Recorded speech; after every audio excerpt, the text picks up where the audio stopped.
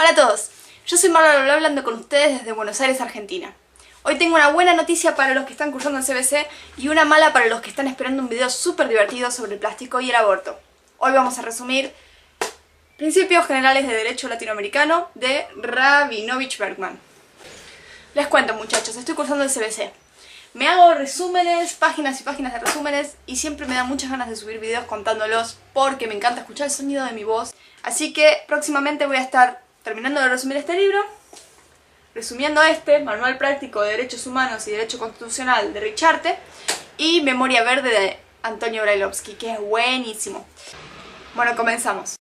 Una mirada histórica de la justicia. La persona que tiene el poder, ¿puede hacer lo que quiera conmigo? ¿Puede torturarme? ¿Puede matarme?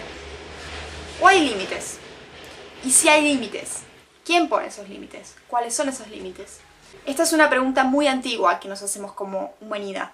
Hace 4500 años se dijo sí, hay límites. Existen límites que van más allá del humano, más allá de la naturaleza. Naturaleza, en griego, se dice physis, por lo cual estos límites se llaman límites metafísicos.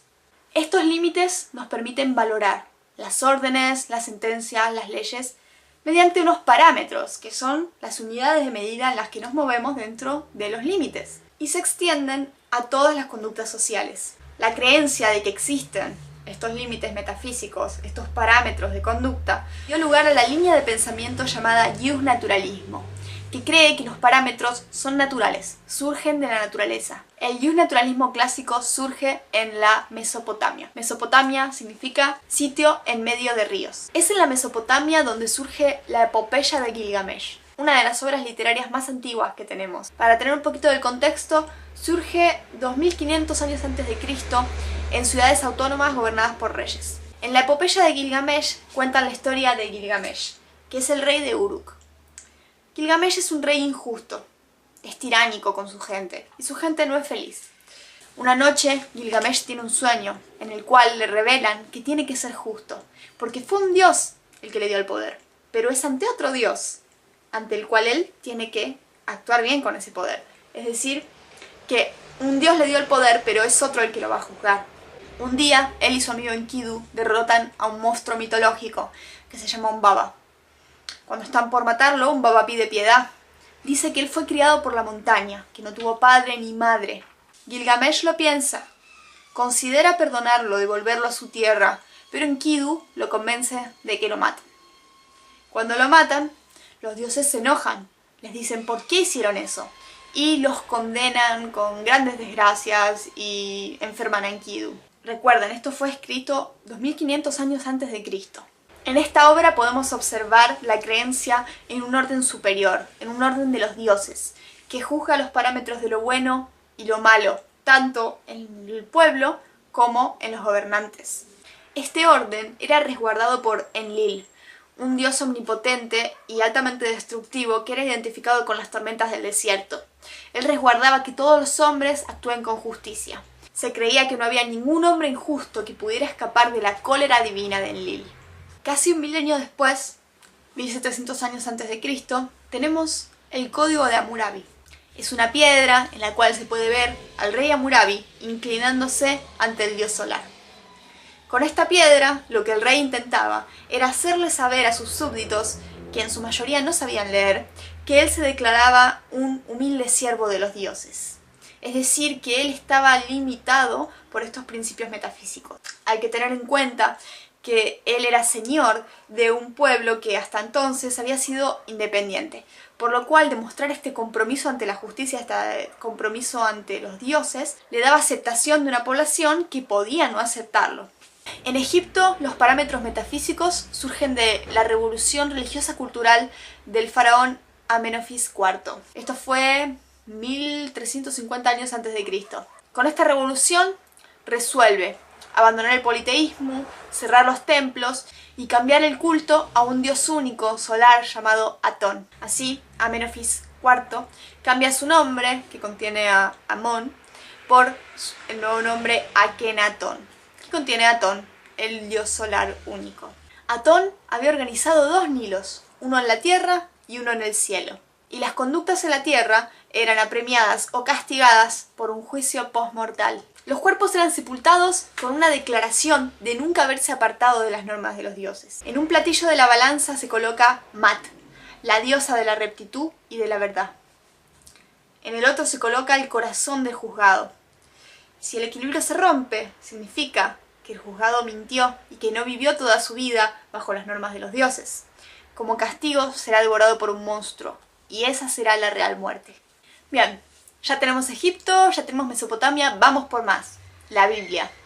La civilización hebrea probablemente se formó del conglomerado de muchos pueblos palestinos que hará 1000 años antes de Cristo se juntaron con inmigrantes egipcios y con una gran influencia de la cultura de la Mesopotamia.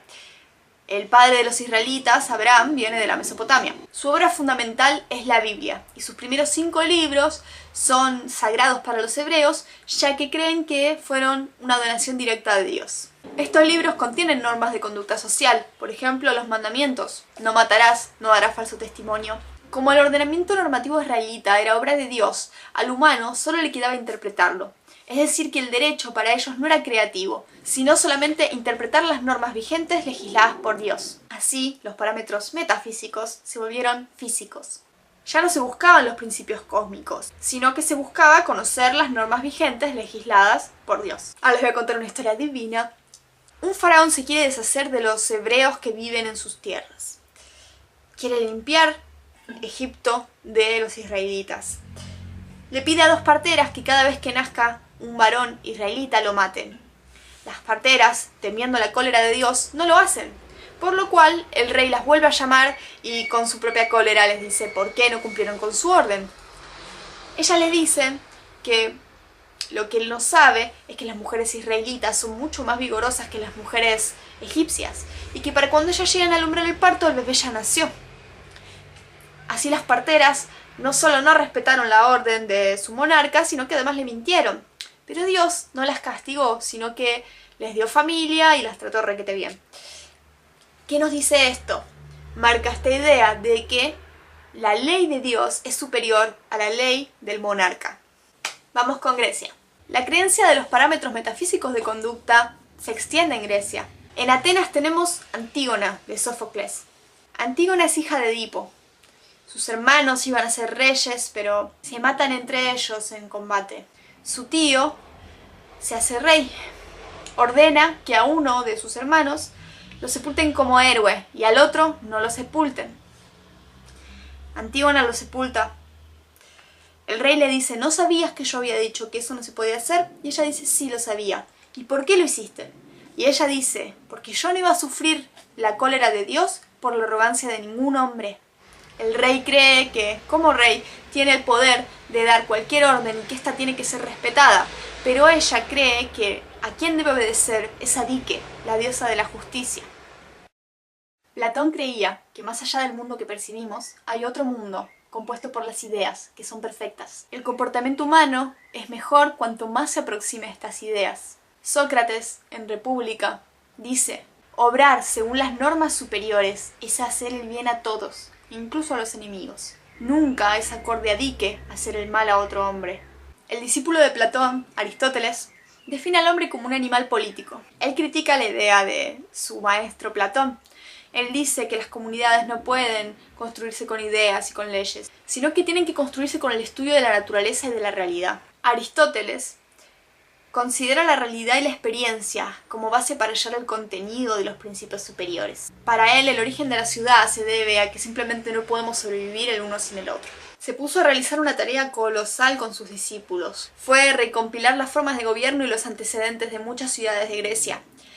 Gran tarea. 158 ciudades, pero se perdieron casi todas esas cosas. Una de las importantes que aún tenemos es la de la ciudad de Atenas. Roma. La idea de ius y de justicia. Ius es un conjunto de reglas de conducta social, antiguas y nuevas, escritas o no. Estas reglas son dichas en caso de conflicto entre ciudadanos por las personas que se ocupan de resolver esos problemas, los juristas. Tener derecho a algo es tener ius de algo. Lo acorde a ius es lo justo. Lo contrario a ius es lo injusto. Según el jurista Ulpiano. Ius es el arte de lo bueno y lo equitativo. Es un proceso creativo. Los juristas romanos crearon el sistema de principios de convivencia social, en los que se basan, directa o indirectamente, la manera de resolver problemas de la mayoría de los países. Según Ulpiano, hay dos categorías del ius: el ius natural y el ius de gente. El ius natural es aquel que la naturaleza enseñó a todos los animales.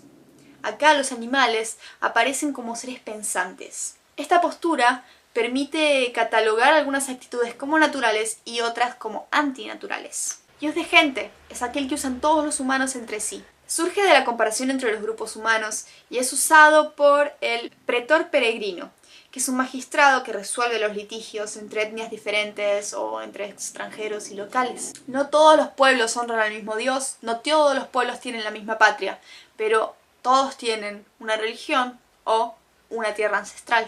Según este pensamiento, los humanos, como otros animales, rechazamos la injusticia. Como la naturaleza dispuso entre los humanos un parentesco, es nefasto hacerle daño a otro humano. No debemos dañarnos entre nosotros. Lo que nos es común es la razón, la inteligencia, la conciencia de lo que debe hacerse y de lo que no debe hacerse. Ellos ven a la humanidad como una gran ciudad. Esta es la base del ius de gentes, la unicidad de la razón. La razón es una para todo el género humano. Desconocer la ley de la razón es huir de uno mismo, huir de la propia naturaleza. El castigo de atentar contra esta razón es atentar contra sí mismo, y el peor de los castigos es el remordimiento. Este es uno de los mayores aportes de la cultura romana, el concepto de humanidad como cualidad de lo que es humano. Todo humano es una persona. Ahora me gustaría leerles una partecita del libro que está bastante interesante. Si un profesor alguna vez es tan sandio como para exigir el estudio de memoria y la estúpida repetición de artículos, de textos o de fórmulas, justo será que el alumno se ponga de pie y le diga: Señor, sepa que yo vengo aquí a ser un artista del bien y la equidad, un buscador de la filosofía verdadera, un sacerdote que separe lo equitativo de lo inocuo y procure hacer mejores a los hombres, no un repetidor ni un memorista. Quizás pierda ese curso, es cierto, pero creo que con ello saldrá ganando. Así que ya saben, si los reprueban por no acordarse todo de memoria, citen la página 12. El cristianismo sigue esta línea de pensamiento con lo que dijo San Pablo. Él dijo que la ley divina está en la conciencia, hasta de quienes no la conocen. La negación de los parámetros en Grecia. Seguimos con Antígona. El rey va a ejecutar a Antígona, pero una pitonisa le dice que grandes desgracias caerán sobre él si lo hace. Por lo cual cambia de opinión, ya no quiere ejecutarla, pero no quiere desobedecer su propia ley. Él se ve a sí mismo atado a su propia ley. La postura de Creón es la de la supremacía del poder político legítimo. Cree que las leyes son obligatorias incluso para él mismo. Esto es parecido a lo que pensaba Murabi. Él también creía en la supremacía de su poder legítimo, pero él ponía primero los deseos de la ley divina, los deseos del cosmos. Esta no es la idea de Creón. Creón no piensa qué es lo que quiere Dique. Creón piensa qué es lo que yo dije, esto debe respetarse. En República, Trasímaco dice: lo acorde a Dique es la voluntad del más fuerte. Los gobernantes demuestran en todos lados que lo acorde a Dique para los gobernados es lo que a ellos les conviene. Sócrates dice: las leyes, aunque injustas, deben acatarse. Si me condenan sin razón, tendré que aguantar lo que venga, porque más se debe evitar cometer un acto contrario a Dique que padecerlo. Es decir, que él prefiere que se obre una injusticia hacia él que él obrar una injusticia hacia Dique, hacia la diosa de la justicia. Ahora pasamos a el positivismo. Nace de pensadores que consideran que la ciencia no puede seguir aceptando la metafísica. Debe concentrarse en hechos concretos. Para ellos los hechos concretos son los que se pueden percibir con los sentidos. A estos hechos percibibles con los sentidos les dicen fenómenos. El padre del positivismo es Augusto Comte, también es el padre de la sociología. A través de su curso de filosofía positiva, ofrece reglas para lograr un conocimiento científico válido y objetivo. El carácter fundamental de la filosofía positiva es que considera a los fenómenos como sujetos invariables. cuyo descubrimiento preciso y la posterior reducción al menor número posible es la finalidad del científico. O sea que un científico trabaja con estos fenómenos y busca las leyes invariables a las que estos fenómenos están sujetas. Lo que no le importa al científico es la causa de estos fenómenos. Ellos creen que esa causa es metafísica. Este rechazo a la metafísica viene de la escuela filosófica de los empiristas. Si están cursando Introducción al Pensamiento Científico, deben saber de lo que estamos hablando. Comte fue influido por Hume. Hume cree que lo único que puede reconocerse son estos fenómenos percibibles con los sentidos. Comte cree que la única forma válida de hacer ciencia es la positiva. Entonces el positivismo es esta línea de pensamiento que abarca muchos campos. Principalmente reduce cada campo a una faceta particular, tomándola como la única verdadera.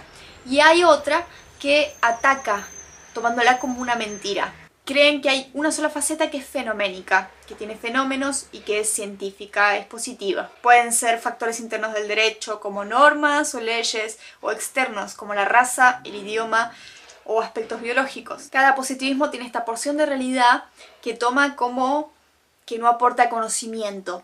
Esta puede ser la justicia, la moral, el espíritu de la ley, el derecho natural, entre otras. Un antecedente de esta forma de pensar lo encontramos con el Código Civil de Napoleón en Francia, en 1804. Se desarrolla una línea de juristas que se llaman la escuela de la exégesis. Laurent, que es un miembro de la escuela, escribió en 1878 que los intérpretes del código descuidan el texto de la ley, se apartan de ella para buscar el espíritu de la ley, que es la opinión de cada intérprete.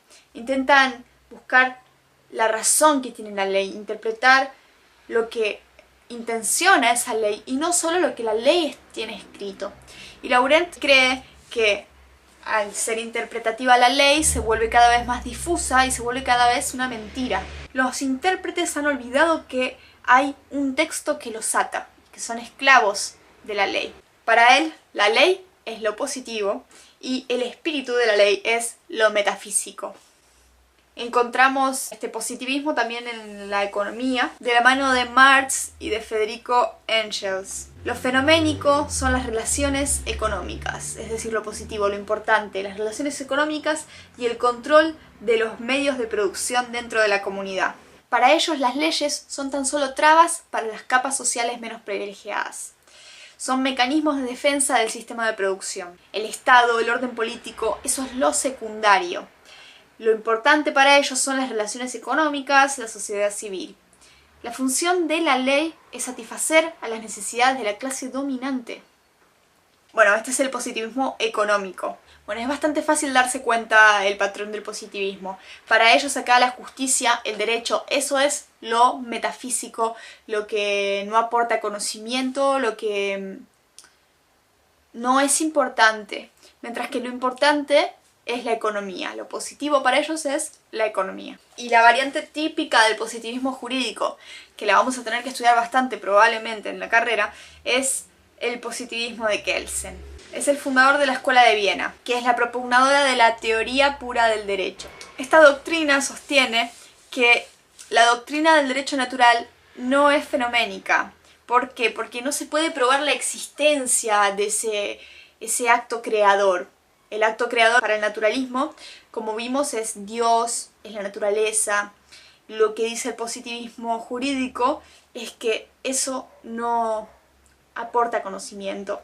No podemos probar la existencia de eso, por lo cual es tomado como metafísico. O sea, carece de objetividad, la objetividad que se requiere para hacer ciencia. Bueno, ese fue el resumen de la parte A del primer capítulo de Principios Generales de Derecho Latinoamericano de Rabinovich Bergman. Espero que les haya servido tanto como me sirve a mí para memorizar hacer este video. Espero que lo lean. Estas fueron las primeras 22 páginas del libro. Denme ánimos para resumir el resto. Muchas gracias por ver el video y deseenme suerte en el examen.